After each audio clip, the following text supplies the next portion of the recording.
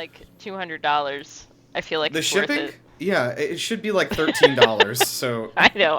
okay. That's what I mean. All right. Well, welcome everybody to Animal Genius World. This is a podcast by animals for animals. I'm your legless host, Nirav. And I'm Annie, and I can't blink. All right, and every other week we sit down and chat about the amazing animal kingdom. So this week we're slithering into the world of snakes, and specifically rattlesnakes. Insert a rattling sort of sound effect here. Yeah, like a cartoon. What's in those rattles anyway? Let's find out. This week we are joined by Rachel, who is a snake. Hello. I'm a snake. How does it feel to be a snake? It's not bad. This sounds like we're doing like the fucking Hello from the Magic Tavern. We're like, we have a snake on today. Like, what's it like being a snake? So what's it like? Make you do improv in your Now, if you remember, time. Rachel did fill in for Annie for you earlier when you had a scheduling conflict, and we talked about dragons, the real animal. Oh yes, the real animal that definitely exists. What is a snake except for a legless, wingless dragon? That's what I always say. I say that, and that's what I keep saying, and they keep asking me to leave the White House, but I keep saying it. Okay, so I have a new thing that I wanted to try instead of our animal encounters, which I think have sort of petered out. Although Okay. I do have quickly a third-party account of a rattlesnake from just last week, which was Lindsay's nephews. I guess my nephew. I'm going to call them my nephews. But her sister's kids. They were outside playing, and they were like walking back up the steps to come inside, and there was like on the steps like a full-ass grown rattlesnake with like a gigantic rattle, and it was just like sitting there. Terrifying. And, yeah, they almost stepped on it, and then Ty, who's like a little bit older, grabbed Ransom and like chucked him into the house to save him, which I thought was very sweet. It's like, Wait, what state? sorry, What state? what state? Are they in? Alabama, Oh, okay. home of the South Alabama, so very big rattlesnake territory. Woof. So on top of it, okay, so there's a thing that do you guys know what Zork is or was? Zork? No. Yeah. It was a text-based adventure game, and it kind of made the whole thing popular back in the day.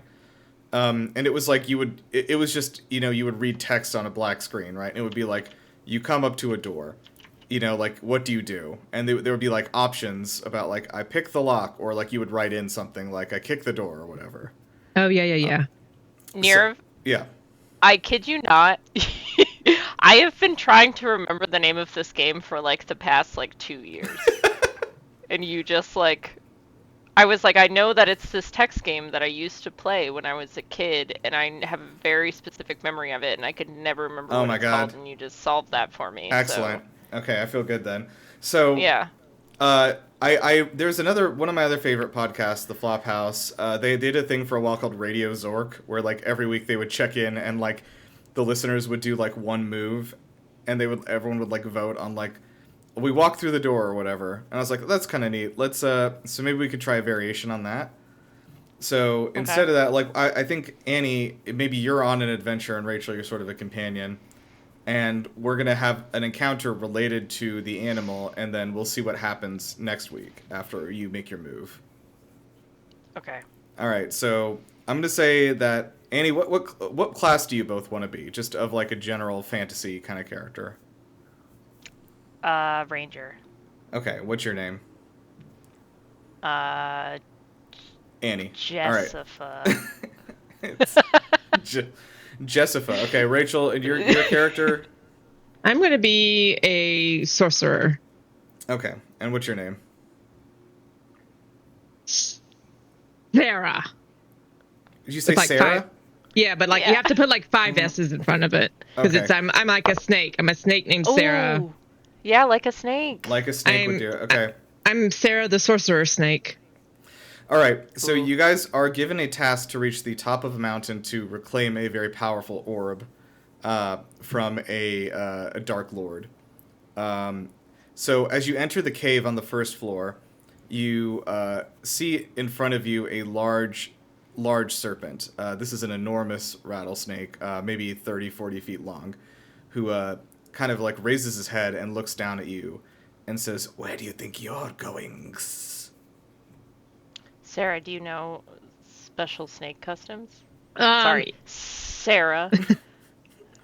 Yeah. Let me see if I can talk some jive to him. Okay, so we'll say that your options here have been to attack the snake, run away, or try to talk jive to the snake, which feels like it might be racist, but we'll see. I'm gonna talk jive to him. Okay. Have you go never for it. seen Airplane? I have seen Airplane. It was a minute ago, but it was a good movie if I recall. Not the best time period to be like, we're definitely not being racist. The 80s? The 80s? I thought it was the 70s. But yes. It might have I been the don't know. 70s, maybe late 70s. Anyway, all right. So, could you just give me an example of what you're doing to talk to this big snake?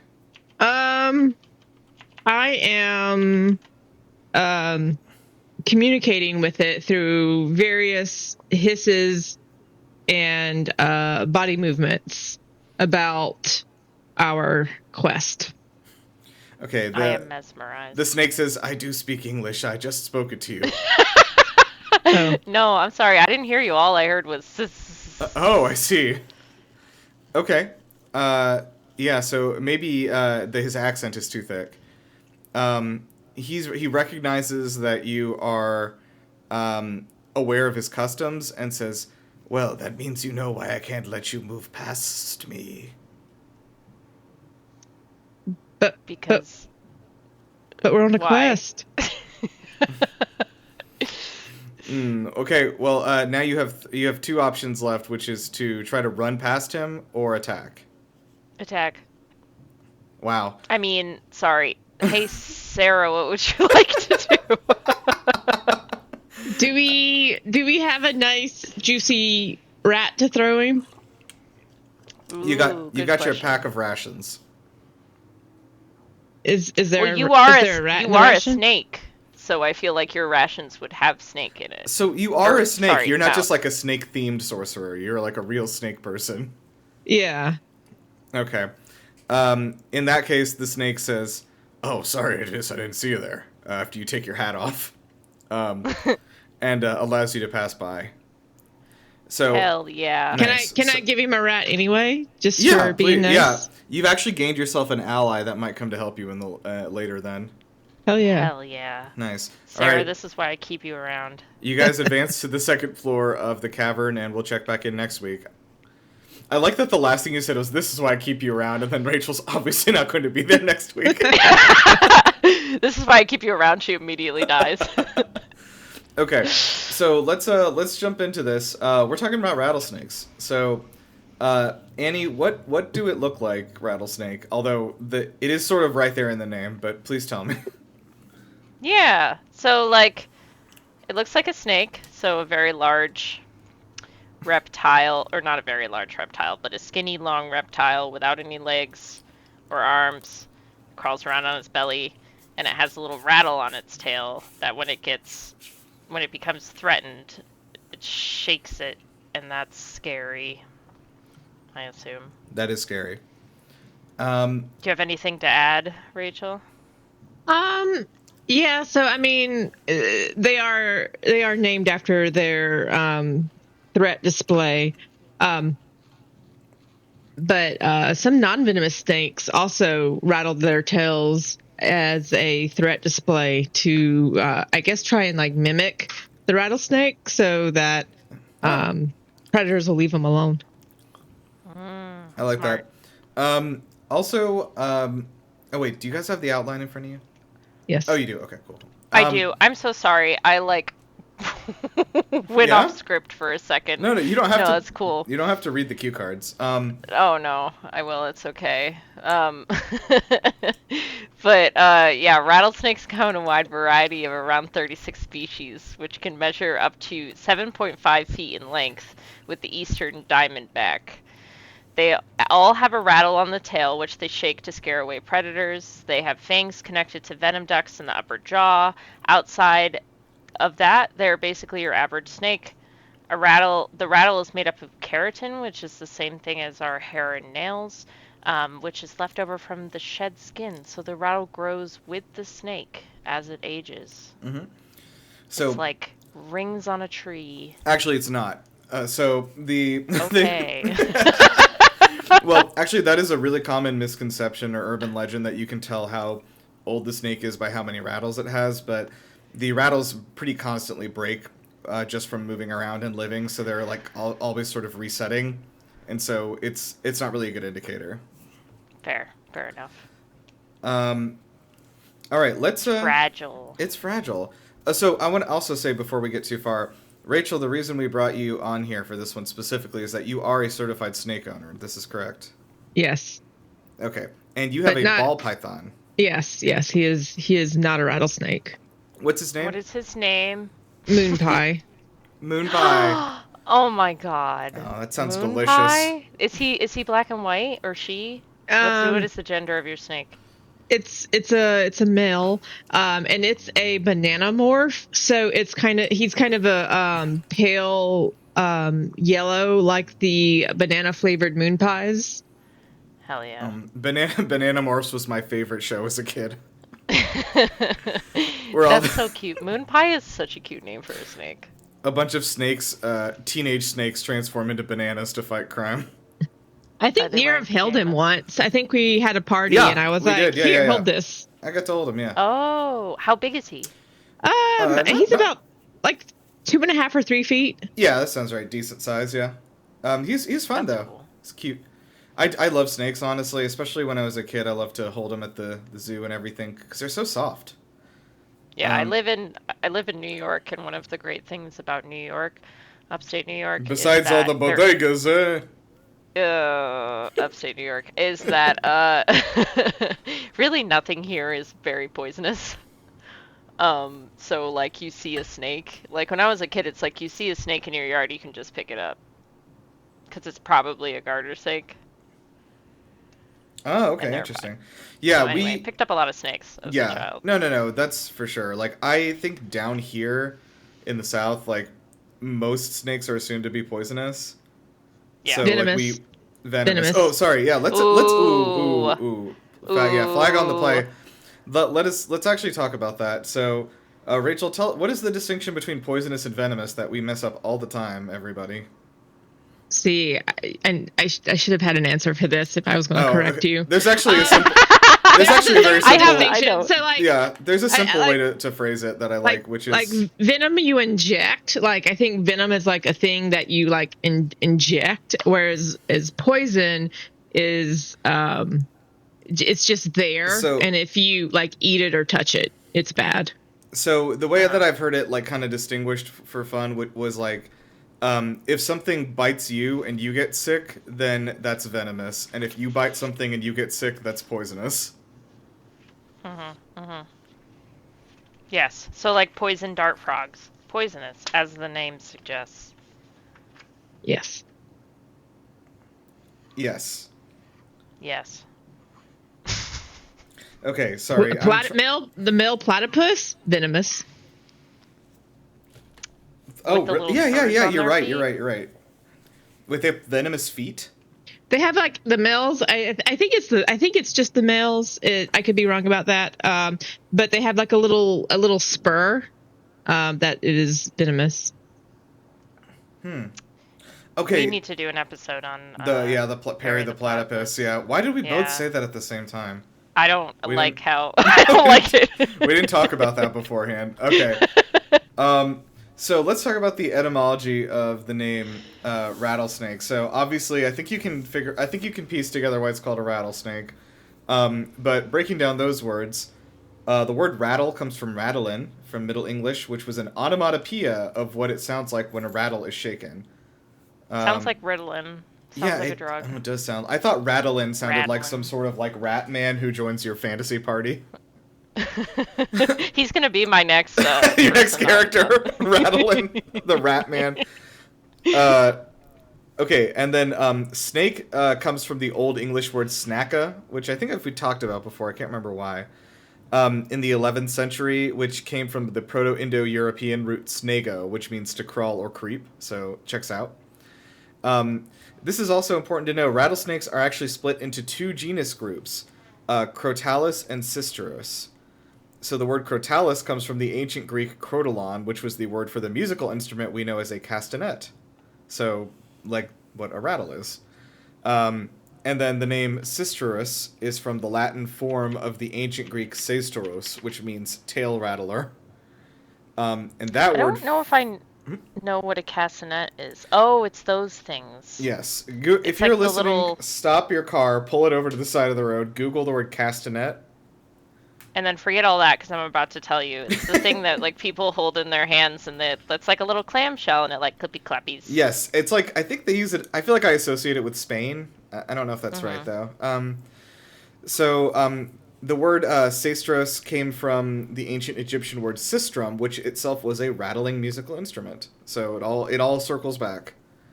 It's all together. Yeah, so Annie, tell us more about the taxonomy. How categorize?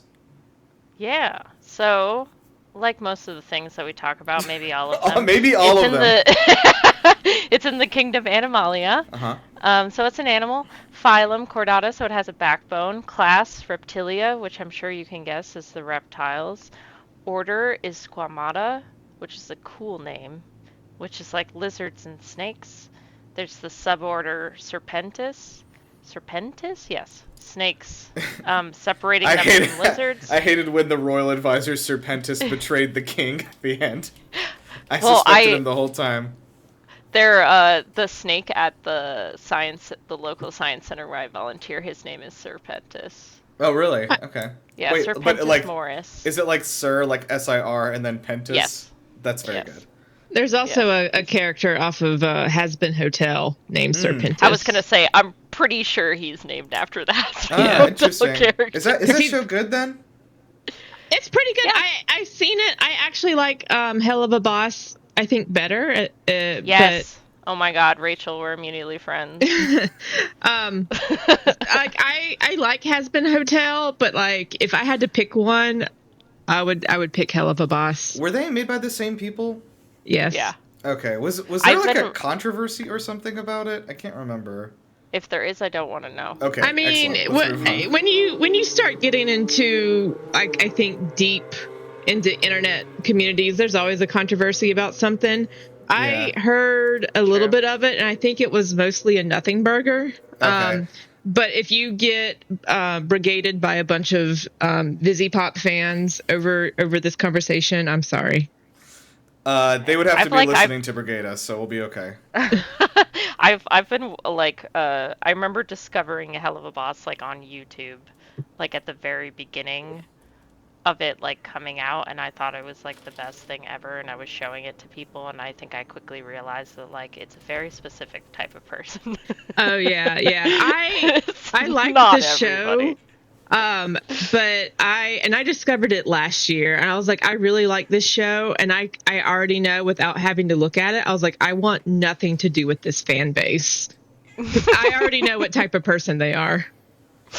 All right, well, let's get away from that and go back to snakes. Let's talk about a snake. Is there a snake-related, like, animated program, like, sort of centric on these guys? My first thought was Rikki Tikki Tavi, which is one, a book, and two, the main character is not a snake. There is a snake in it though, but I think it's a cobra. Yeah, that is interesting. I guess snakes are so often like the villains. They're not really like, usually like the protagonist of a children's cartoon. Well, the Bible. So from your point of view, that snake in the Garden of Eden was the protagonist. No, I meant like as the villain. The snake as the villain. I like the idea of like a retelling of the Bible from the snake's point of view, and it turns out he was the hero the whole time. That's basically like a Jesus Christ Superstar. Omens. Like, oh, is it really? Bad Omens. It's good. Now, is that the one that was also bad that I can't watch? No, it's really good. So Good Omens was written in part by Neil Gaiman. Yeah, right. Yeah, Neil Gaiman and Terry Pratchett. So just read the Terry Pratchett parts. Just read like every other sentence. You think they alternated sentences while they were writing it? It's such a dope writing method. It's like one of those like summer camp exercises. You're like, I'll say one sentence and then you say anyway, okay, we're not talking about We're this, not. everybody. We're talking about snakes. Okay, talk to me about family Viperidae. Yes. So the family Viperidae separates out the vipers from the other snakes, which have long venomous fangs. And then we can go down into the subfamily Crotalinae, Crotalinae! which separates out pit vipers, which are called that not because they live in pits, as you may have thought, but because they have heat-sensing pits behind their eyes, which are located in a little pit. The genus is Sistrus? There's a lot of S's in these. Well, if they're snakes, snake what names. the fuck do you want? Or Crotalus. I bet if there were no S's, you'd be sitting here complaining, why are there any S's in this? Why are there any S's? So then there's only 3 species that exist under the genus. They are separated out because they have different skeletons, as they say. Skeleton. That is not how skeleton is spelled. They're separated out because they have different scalation, with 9 large plate heads versus all other vipers, which have a section of tiny scales. They have tiny rattles that produce a high-pitched buzzing, not a rattling sound. They are smaller and less venomous. Crotalus are the other 33 species that you would have traditionally think of as a rattlesnake when you think of a rattlesnake. Yeah. So, Rachel, what do you know about taxonomy and classification? I had to memorize a lot of it in school. Has that... Now, you're a veterinarian professionally, and you treat animals every day. How has this been relevant to your work, do you think? 0. This was all... So... all of this was in undergrad in the biology. So all of your zoology classes, I took a herpetology class where I had to memorize the genus and species and occasionally the order and family of very many different specimens. So I would, our test was just a room with 50 jars of preserved specimens, and we had to go around and write the genus and the species of the specimen in the jar. Oh my god, I did the exact same thing but for fish in college. But crazy. you had to do it underwater. Yeah, with no air. It was I did not take the ichthyology. Yeah. I could have, but I didn't. It was crazy. You did mammalogy.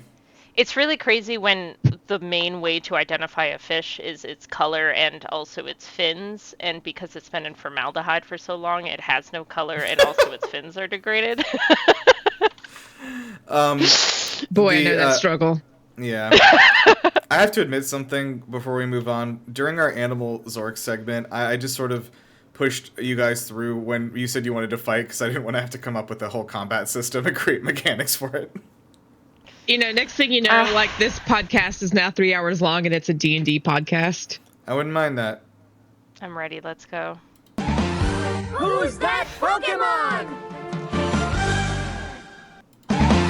It's Ekans! Ekans, one of the original Pokemon. Yeah, in my opinion.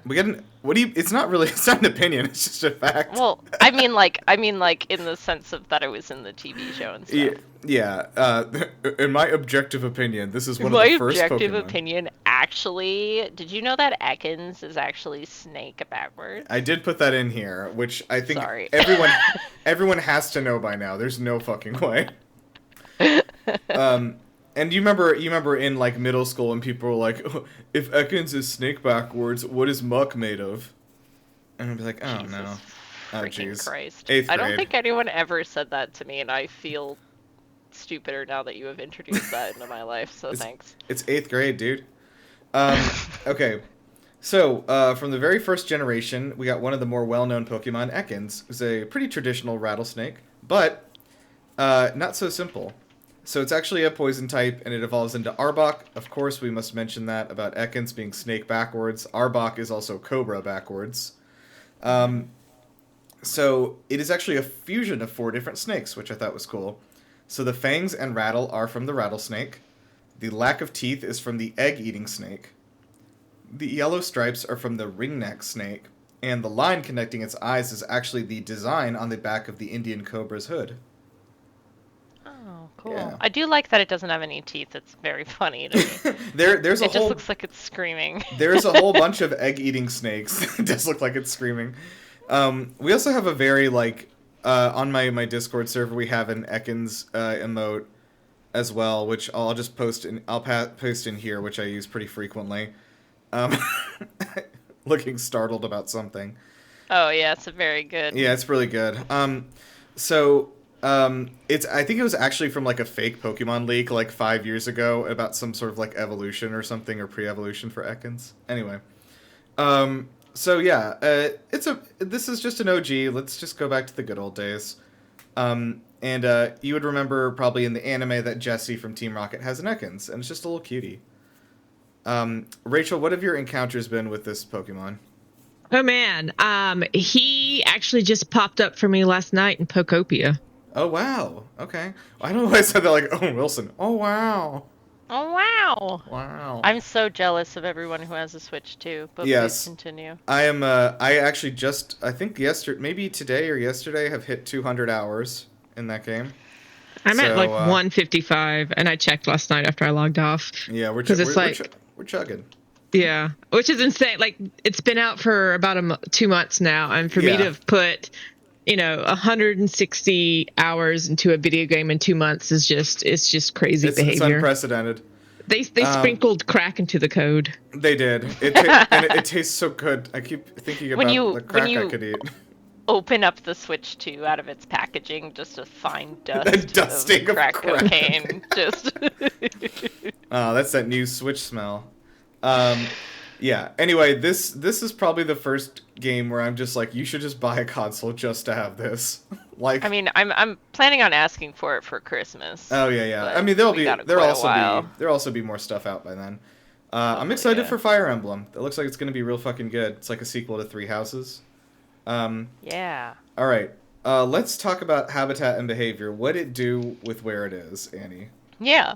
So the rattlesnakes are found only in the Americas, ranging all the way from Argentina to Canada. They prefer arid regions such as the American Southwest and Mexico. Arizona is home to the most rattlesnake species. They prefer open, rocky areas to offer cover from predators and prey in the form of lizards, insects, and rodents that also live in the rocky areas. They can survive below freezing temperatures for days, but they prefer something between 80 and 90 degrees Fahrenheit, which is 27 to 32 degrees Celsius if possible. Their ancestral area from which they sprang forth is the Sierra Madre in Mexico, likely in the pine oak forests. I do remember when I was a kid, I thought that there were absolutely no rattlesnakes around in New York, and it turns out that they are actually technically everywhere. And that did ruin going outside for me. Oh, no. I think. Outside has a lot to offer. Yeah. Rachel, when's the last time you went outside? I went outside today to go to work. I had to leave the house. Other than walking to and from your car and the building. Long silence. Yeah, I'm not really an outdoorsy type of person. If you don't mind me asking, what state are you in? Georgia. She lives in Atlanta. Georgia, okay. We're friends down here. Yeah. Oh, okay, cool. So it's like decently warm there, right? It's like just now becoming spring in New York. Yeah, it's been a weird Atlanta spring. doesn't really have seasons the way that you guys do. Fair. It was like 70 today. It was great. It was cold today, but that's because it was like ungodly hot in March and beginning of April, and then we finally are getting some rain, so it's cooled down a little bit. Yeah, it's been nice actually since the rain happened. So any sounds second like now. The rattlesnakes would like your area better. They do. They're actually all over it. So and I was just gonna say, and so they tend to eat all the things you think they would eat, ranging from rodents to insects and frogs. They lie in wait for prey to walk by. So they're ambush predators, correct? Yes. They can hunt around in rock holes for food if needed. It kills its prey with venom, not constriction. Constriction is typically to hold the prey still while the venom kills it. So, Rachel, you have Yes. A constricting constrictor, kind of. correct? Yeah. Yeah, he's a constrictor. And do you want to explain quickly how they kill their prey?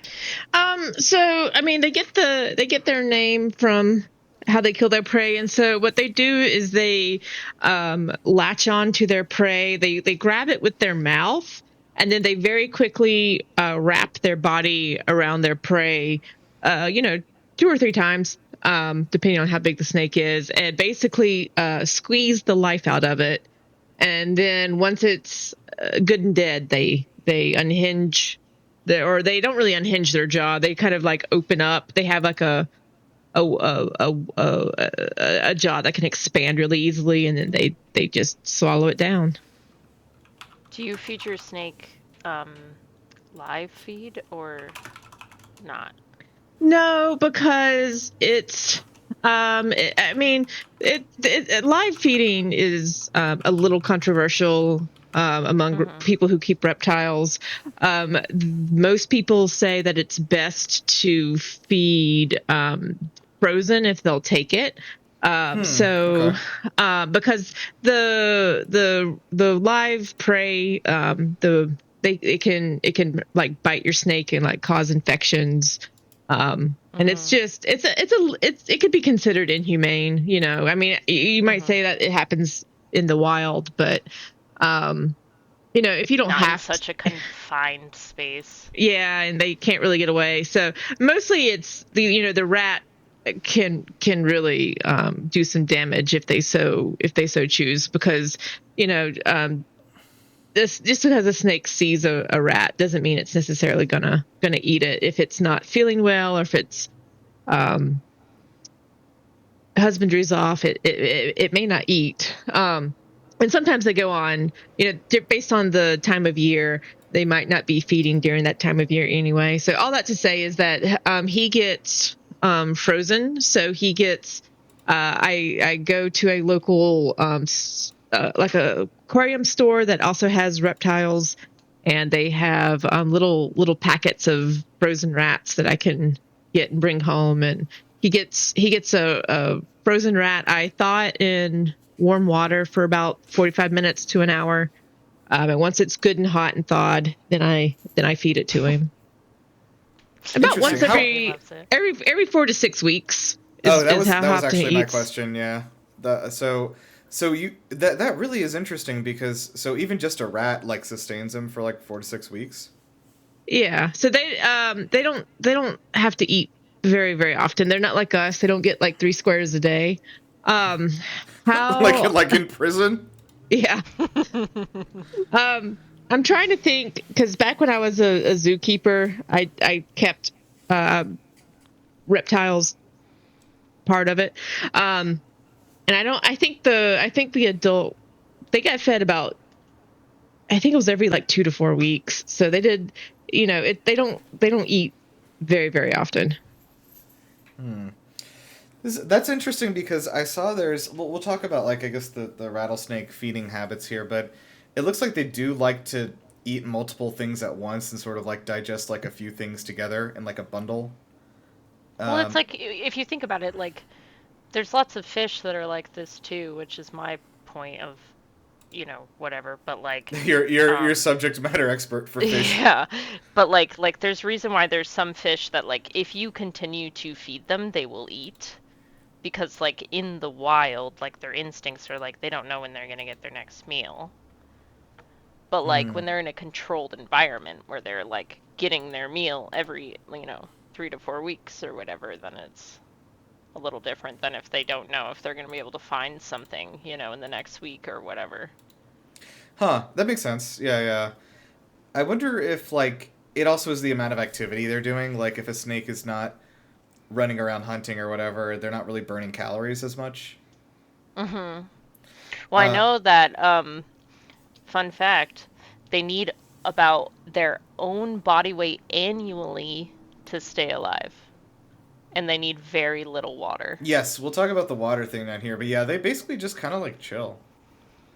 They're chill. Yeah, they're known to follow their prey if they escape after being bitten and wait for them to collapse, which is a little terrifying. Yep. And then the prey is always ingested head first. The rattlesnake figures out which part is the head by sensing the odors from the prey's mouth. It then does what snakes do best, ingesting the entire body whole. They're known to swallow up a few things at once if their prey is very small.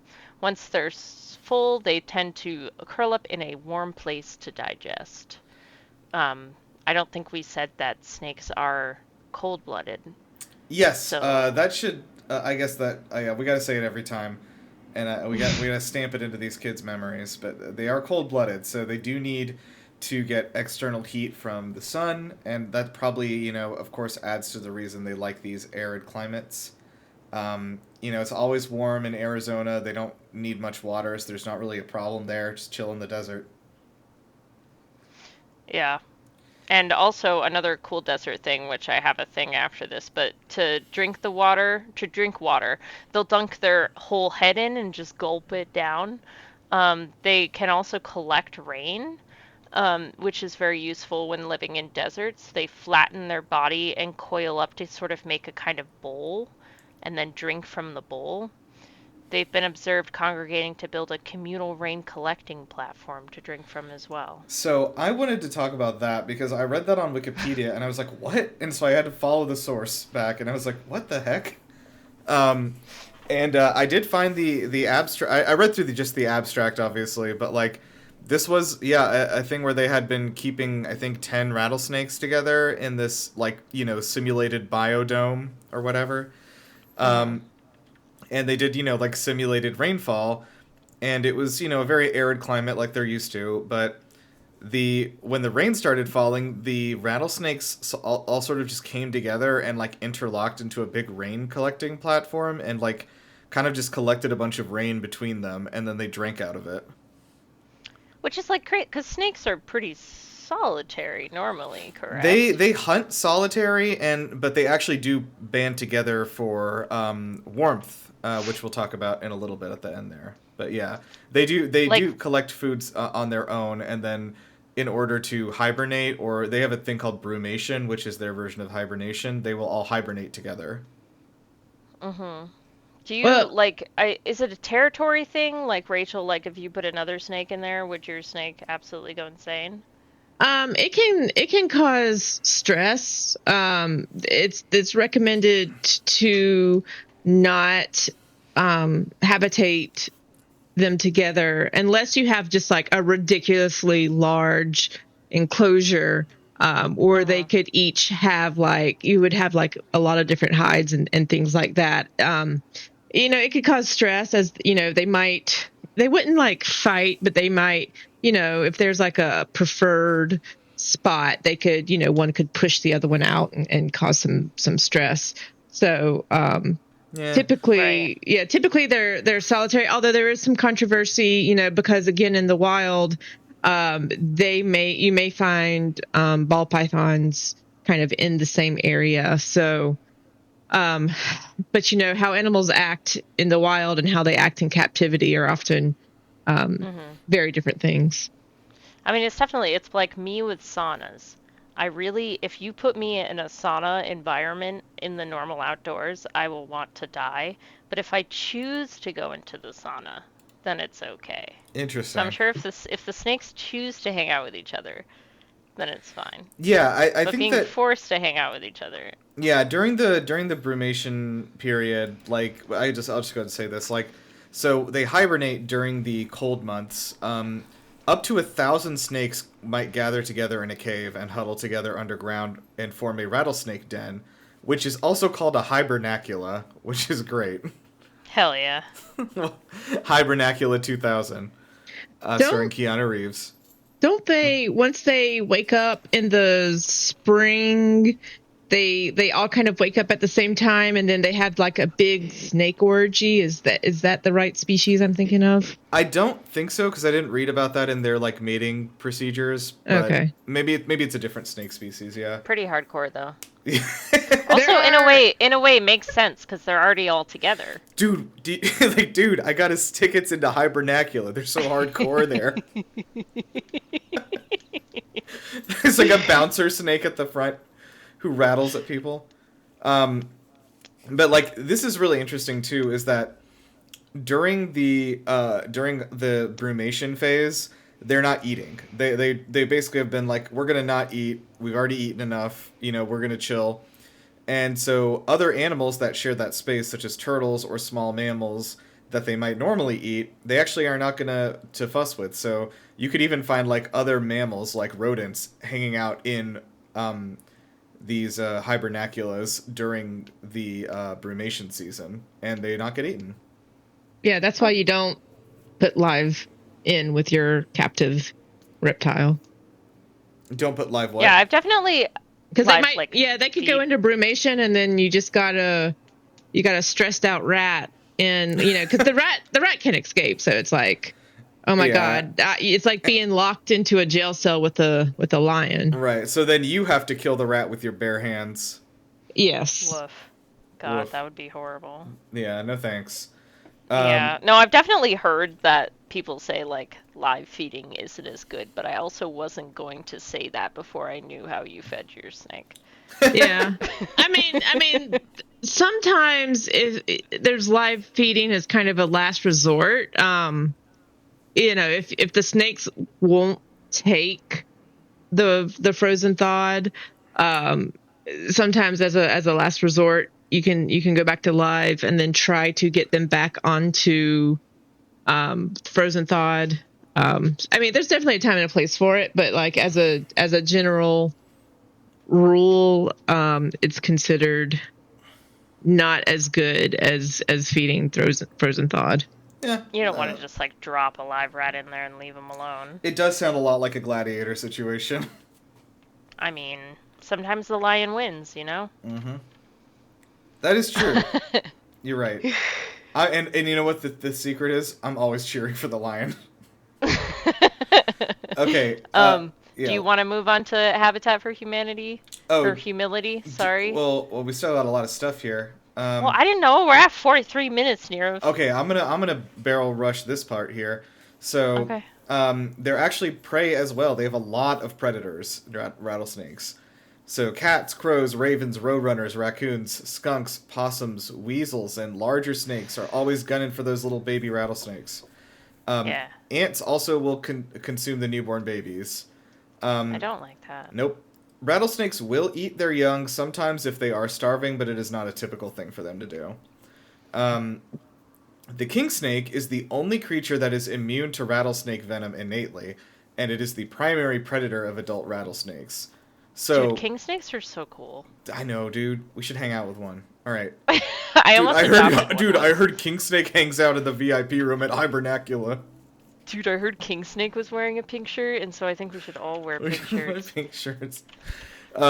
So rattlesnakes, when they see a king snake is nearby, they will do a defense maneuver known as body bridging. I could not find a video about this. I've only seen people write about it because no one has been able to capture it on video. But they coil the back part of their body into a massive coil and then put their head down on the ground and then launch the back of their body forwards like a hammer and smash the head of the king cobra. Or what? Sorry, the king snake. This sounds like a video game move. I know, right? This is like Spider-Man, like doing his like ultimate move after his meter charges up. A B B B A. I actually did some googling around for this because like surely somebody has an image and like they're like no, unfortunately no one's caught like a picture or video of this yet. That's crazy. We need to get everyone those Why is that? recording Why glasses. why are we not funding this? Come on. Why are we not recording things at all times? Definitely nothing could be used against us. So, aside from their eyes, rattlesnakes are able to detect thermal radiation emitted by warm-blooded organisms. So, they have like a pinhole camera eye in that little pit, the pit that we mentioned earlier, that is behind the eye. So basically they have heat-sensing eyes behind their light-sensing eyes, I guess, if you want to put it simply. They have a poor sense of hearing, but they can smell exceptionally well, and that ends up being their primary sense. The rattle is made up of a series of hollow interlocked segments made of keratin, which we mentioned. Those are created by modifying the scales that cover the tip of the tail during the shedding the skin process. And rattlesnakes also will travel with their rattles held up to protect them from damage, but their day-to-day activities usually cause them to regularly break off parts of the rattle. Okay, here's the mating stuff. So during mating season, the females what? Laughing? No, I'm just laughing. Here's the mating stuff. Okay, this now is where the big orgy is. Here's some good stuff. Females during the mating season will secrete a pheromone on the ground in a trail behind them. Gross. But signaling they are open for business. Ew, I hate that term. The males will follow them around for days once they find one they like and attempt to court them by basically just nudging them and being annoying. I mean, men are men, regardless of the species, I guess. I also have men following me around, nudging me to be annoying. If two males want the same female, you guessed it, they end up fighting. They do what is called a combat dance. So they intertwine their tails, and then they will bite at each other, and one of them will relent. They don't. This is not a fight to the death, thankfully. And then we will learn about the birth later as a fun surprise from Rachel. Oh, good. She wanted to talk about rattlesnake birth. Super excited. So habitat for humility. I'll try to get through this quickly. So I want to first talk about venom and anti-venom because I feel like this happens to people in movies a lot more than it does in real life. Right. I've been bit by a snake. What now? Yeah. So first, this is how anti-venom is created, or anti-venom, is you have to milk the venom from a live rattlesnake, best done with a series of specific species, like the diamondback. The extract is diluted and then injected into an animal whose immune system produces antibodies from the toxicity of the venom. This is usually like a goat or a horse or a sheep. And then the blood of that animal is extracted with the antibodies in it, and then they extract that with a centrifuge to separate out the antibodies from the red blood cells. The result, which is just the antibodies, is purified into a powder, and that is packaged for use by humans. So it's almost like a vaccine, but immediate after the effect. fact. Yeah. It's a... So, sorry? Oh, I was just going to say, do you know if they have to kill the animal that they get the antibodies from? Or do they just take their blood and that's it?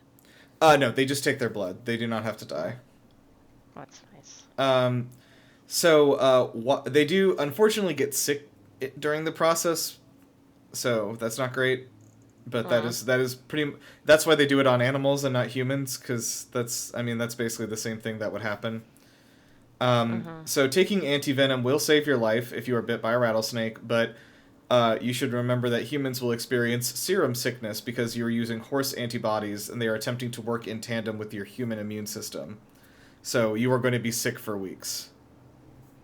It's kind of crazy. That seems like one of those things that it's like we live in 2026 and I feel like somebody should have figured. Better. Somebody should have figured. Where is our anti-venom funding going? Yeah, what the hell? So in the U.S., more than 15,000 pets and livestock are bitten by snakes every year.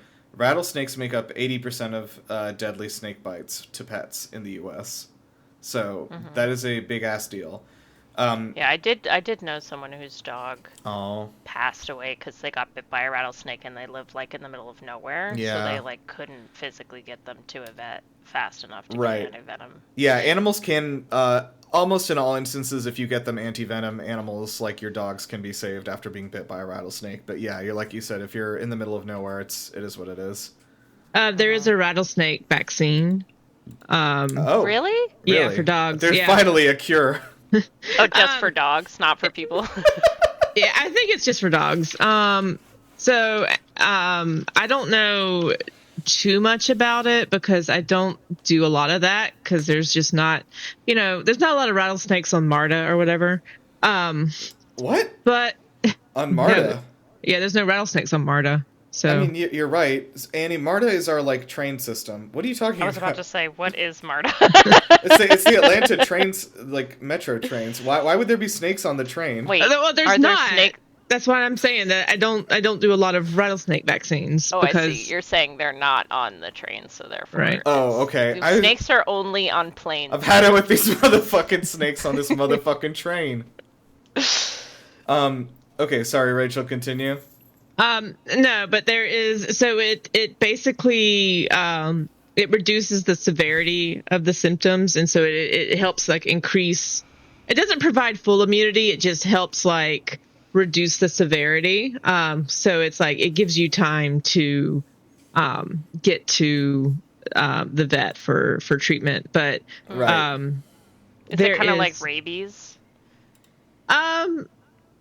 Well, I guess like rabies is like you get the one shot beforehand, so you don't have to get like 15 shots afterwards.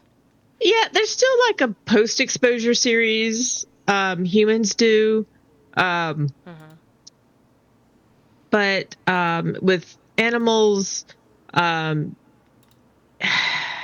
it's been, I have never actually done like a post-exposure rabies with an animal because that's not super common. I was gonna say because we've done a lot to try to make sure that doesn't happen. And I would actually have to look it up and see like what the post exposure would be. But basically, yeah. So like rabies, like it's the goal is to like slow it down so you have time to deal with it. That makes sense. That's cool. Wait, Yeah. this is totally random, and I apologize. But did either of you guys get the chickenpox vaccine? No, because I don't think so. I was actually like I had already by the time the chickenpox vaccine came out, I had already had the chickenpox. Yeah, I that's think what like I was right at the age where like half of the people I know got it, Yeah, and half didn't. I Like feel like I didn't got get it. the vaccine. I got it in elementary school, so I feel like I just never got the vaccine because I was young enough. Like, I didn't even know that there was a vaccine until I was like an adult. yeah, interesting. Anyway, continue. Yeah, so rattlesnakes. We were talking about habitat for humility. So rattlesnakes typically avoid human settlements and they try to stick to the wilderness. Makes sense. Yeah, the biggest cause for their death is the biggest human cause of their deaths is habitat destruction, obviously. After that, there is also mass killing events like rattlesnake roundups, which is one of the worst things I've seen. Where they basically will, I don't even know if I want to talk about this. It's almost like a gun show kind of thing where people will capture a bunch of rattlesnakes and kill them in fun sports. It's a thing that actually does happen. That I saw one picture of and I felt sick. So don't do that. Yeah, Look at it. they have them. I feel like I've heard about them in Texas, but they also Yeah. exist in, Arkansas. I'm sure they Yeah. exist in Georgia and places like that too. Right. Yeah. So the other thing there are extermination campaigns for population control that is pretty exclusive to Texas. There are state-funded rattlesnake wipeouts every year to keep the population under control. So the government pays people, X number of dollars per rattlesnake you kill. You bring it into the Fish and Wildlife Office or whatever. So, and then of course the number one way that they die is being run over by cars, which happens a lot in Texas apparently. I think I heard a thing once about rattlesnakes, which this might not be true, so I'm afraid to say it, but I'm going to say it Do anyway. it. That like their instinct to freeze and rattle actually is like a detriment to them when it comes to humans. Yes. There is I Yeah. have a thing on that later actually. Oh, okay, never mind. I will shut up then. I think it's a myth though. Well, Is it? okay, so I was Googling earlier today because I was like, oh, is that like a real thing? And I think that the myth that they're learning to not rattle or their rattles are becoming diminished because of pressure put onto them by humans is I think So I I think it's not true. But- okay, Well, that I part, did yeah, find yeah. I did find an article, and it was like a scientific study showing like okay, rattlesnakes are learning not to rattle when humans are nearby because alerting humans to their presence usually results in their own death rather than scaring the human away. So they're like slowly learning not to rattle at humans. But It could be. But It could be like the jury is still out. Like science isn't. jury's still out on perfect- science, Michael. Yeah. I mean, like, I feel like it's the difference between, like, they're evolving to have less of a rattle, like, Yeah. on their bodies versus, like, the individual snake Yeah. realizing, you know what I mean? Yeah, the individual snake is like, oh, dude, Jim rattled at that guy last week and he got killed right away. I'm not gonna do it.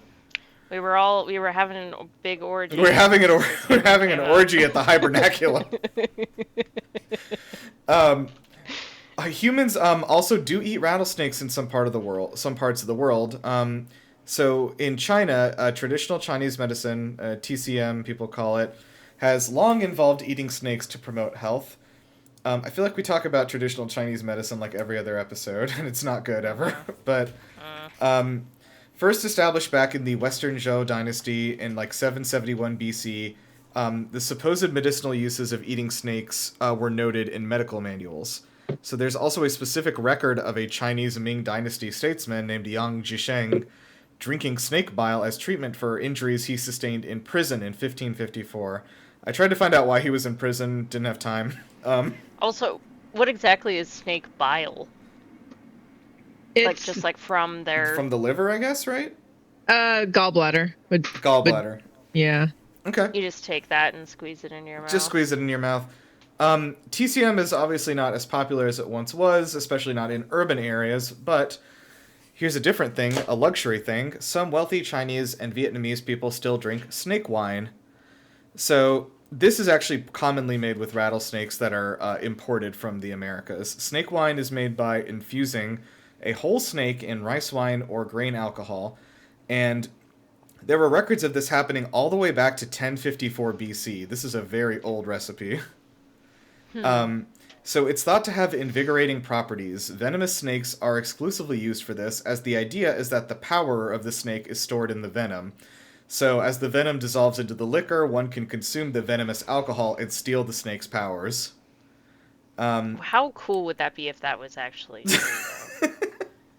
You would think Like, that I don't know what snake powers exactly are. slithering around in the dirt, I guess, would be one. I could do that. You lose your arms and legs.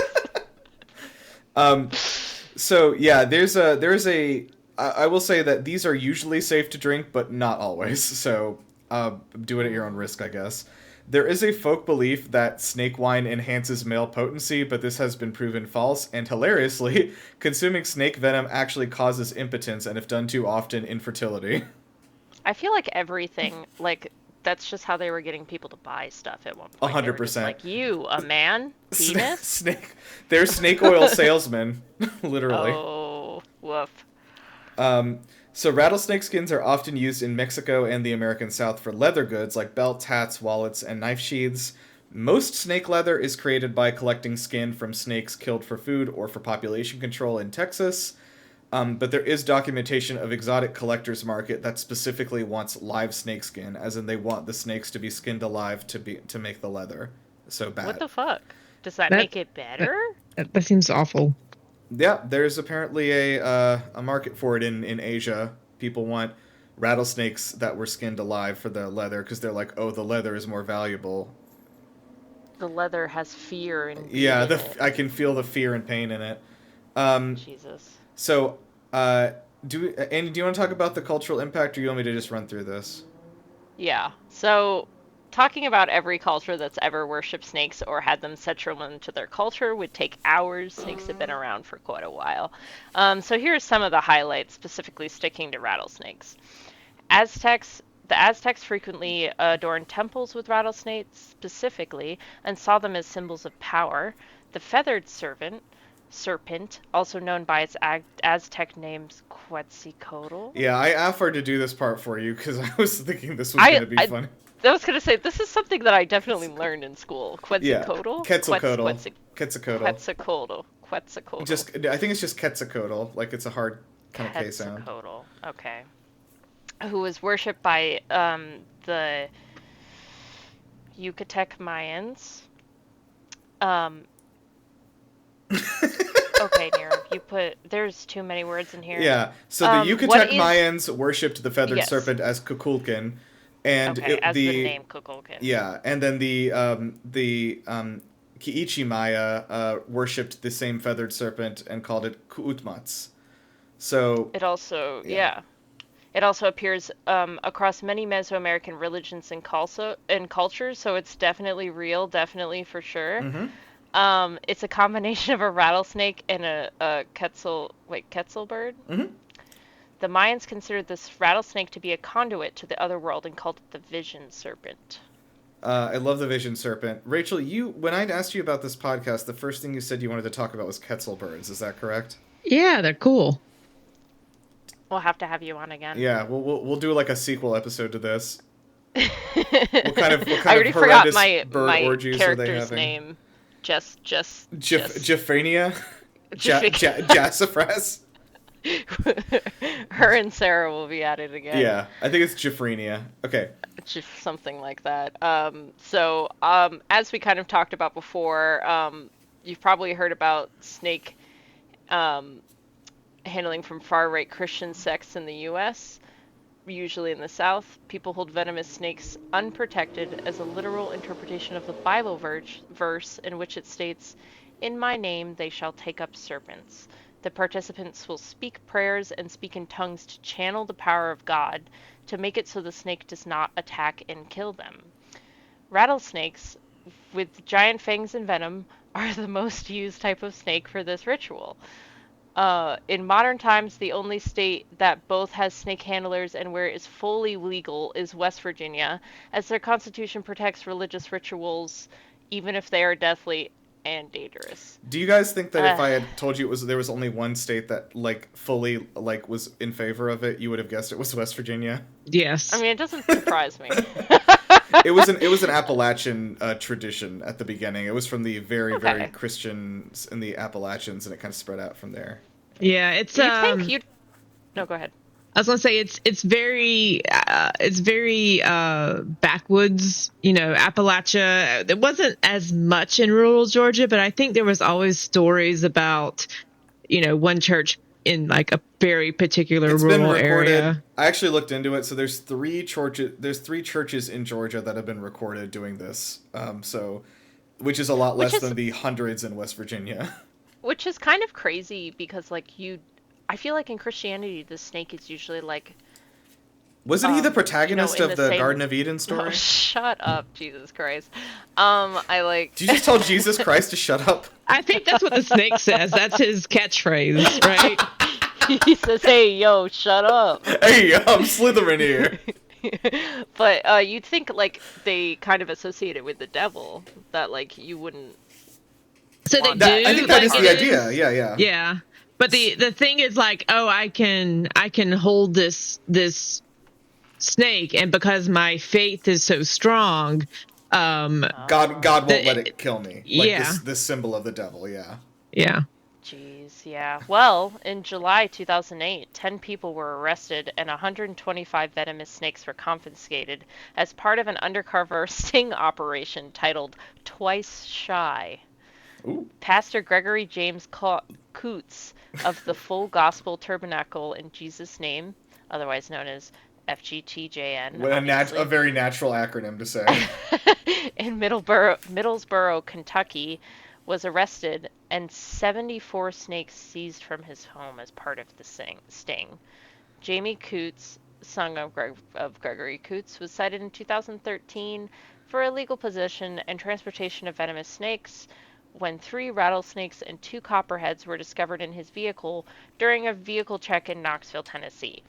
Later in 2013, Coots published an op-ed in the Wall Street Journal making an argument for U.S. constitutional protection regarding religious freedom, especially freedom in practice to practice the unique variety of religion found in snake-handling churches. Coots died on the 15th of February 2014 from a snake bite. Yes. So I like the ending to that story. They wrap it up real nice in a bow. Yeah, I think that's crazy to just like have snakes. I mean, okay, I was gonna say to have snakes in your car, but I guess what I'm picturing personally is they're just like slithering around in there, but they're probably in the container. How many ounces of snake are you carrying right now?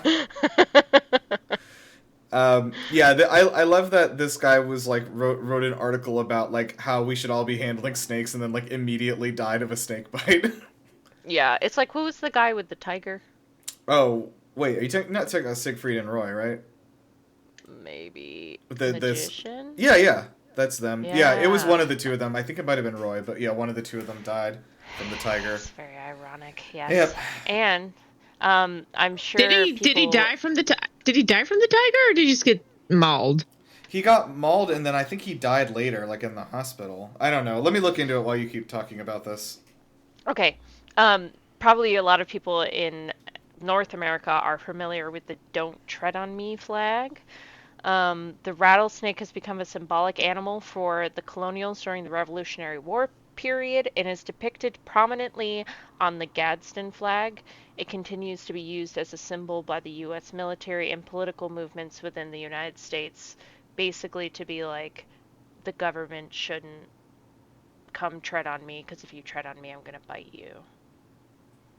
Yes. Don't tread on me. Yes. Which I think now has been co-opted by the far right again, but like I feel it's definitely like I feel like right now in the United States it's definitely used as like a you can't tell me what to do with my guns sort of. Yeah, that was the rattlesnake was actually the symbol of, and probably still is, the Libertarian Party, like for that reason, because it was just like, don't tell me what the fuck to do. I like the parody flag, which is just no step on snake. Yeah, I've seen that. I've also seen one that is just a possum with its mouth open and it just says ah. So stupid. I love it. Yeah, so also I did check in on Siegfried and Roy. So Roy, during a show, was attacked by a tiger, and it bit his neck and dragged him off stage, causing partial paralysis in his body. However, they determined that the tiger thought that he was having a stroke or in pain and tried to get him to safety, and that was why that happened. Wait, is that true? Yeah, and so nothing bad happened to the tiger. They ended their show, but yeah, the tiger got to live out its days, lived to the ripe age of 17. Good age for a tiger. He just doesn't know his own strength. No, I tell this to people all the time because it's like, yes, if you could keep a lion or a tiger as a pet, think about this, like they are exactly the same as the cat you have right now. The one who's sitting next to me who keeps, every time I look away, scratching my leg because she wants attention. If you have a tiger, if your tiger wants attention and you look away, you don't have a leg anymore. Yeah, their claws are much bigger. Like their behaviors are exactly the same. So just imagine your cat is 800 times the size it is. Like that is why you can't have one. Huge claws. Yeah. Yeah. That's crazy. Rachel, do you have any other animal fun facts about rattlesnakes to take us out of here? I do. I'm kind of sad you covered the snake handling churches, because I was like, if Nirav doesn't know about hell houses, he definitely doesn't know about the snake handlers, but you did. So yeah. Do you have any extra fun things? I do. Tell me about birth. Tell me about the beautiful cycle of life. So there are, and I'm going to screw this up. It's ovoviparous. Which ovoviparous, yeah. Yeah. So they the embryos actually develop inside of an egg, inside of the mother's body, but they kind of hatch out of that egg while they're still in the body, and then they're born live. So rattlesnake eggs aren't a thing that exists. Yeah, I think that's pretty as cool. we think of them. Yeah. They just kind of like slide out of there, and then like what happens to the discarded eggs? I guess they just get discarded from the body eventually. Yeah, so I don't think it's. Are they hard eggs? I don't think it's a hard egg situation. I think it's like they're born and like, so they're when they're born they have kind of like a thin membrane covering that they break out of, and so I think it's not like it's like a firm shell situation. I think it's more like a membrane situation It's like happening. almost like passing the placenta. Y'all seen that video, that giraffe being born and then it stands up? It made me cry a lot. It falls from very far up. Yeah, they're equipped for that though. They all fall from very far up. It's good, like rocketing into the ground. And anything else you got, Rachel? Yeah, I got a couple more. Okay. So they don't actually have ears. They can't hear airborne sounds, but they're very good at detecting vibrations. So they kind of hear through vibrations versus, if you see a snake and you decide to yell at it, it will not hear you. But if you stamp your feet, it will hear you. Is it like all eardrum, no ear? It's like they don't have external ears, so they don't have eardrums at all. Yeah. Just a hole. I am not entirely certain what the exact anatomy of a rattlesnake ear is. So the ear is also a a hole in the head. It doesn't have any specific like outer organs, so it's actually not great at hearing. It is catching sound, of course, and like funneling it in, but they primarily rely on smell rather than hearing. Can't bring it's a like to a rock concert. I think they can detect, because when you're like at a rock concert and you can like feel the vibrations of the music. Yeah. I think it's pretty similar like that. Like they may be able to hear like kind of very low frequency stuff, but again, it's like low frequency, of course, has the larger sound waves, so bigger vibrations. Well, it's like a deaf person can feel vibrations. Yeah. Not exactly the same, but sorry, I was looking for something to to kind of like bring us out on, and I was like, oh yeah, it's Star Wars Day today. We should mention something about that. And I was like, is there some sort of snake monster in Star Wars I can like shout out? And I googled that, and have you seen this thing before? I don't like it, looking at it. Is that from Star Wars? Apparently, it must be from the Clone Wars. Holy shit. He looks very animated. It's called Anacondan. It is a sentient creature, too. Boo. An Anacondan doctor, just when you think you've seen it all. It looks like it has the incorrect number of chromosomes or something. Like it doesn't look like it looks wrong. It looks like there's something. Yeah. It looks like its DNA got messed up somewhere along the way. Wow. Anacondans were snake-like sentients whose long tapering bodies could measure up to 4.7 meters in length. One of my favorite things about like the Star Wars wiki is that everything is written like in the past tense, like it did actually happen like a long, long time ago in a galaxy far away.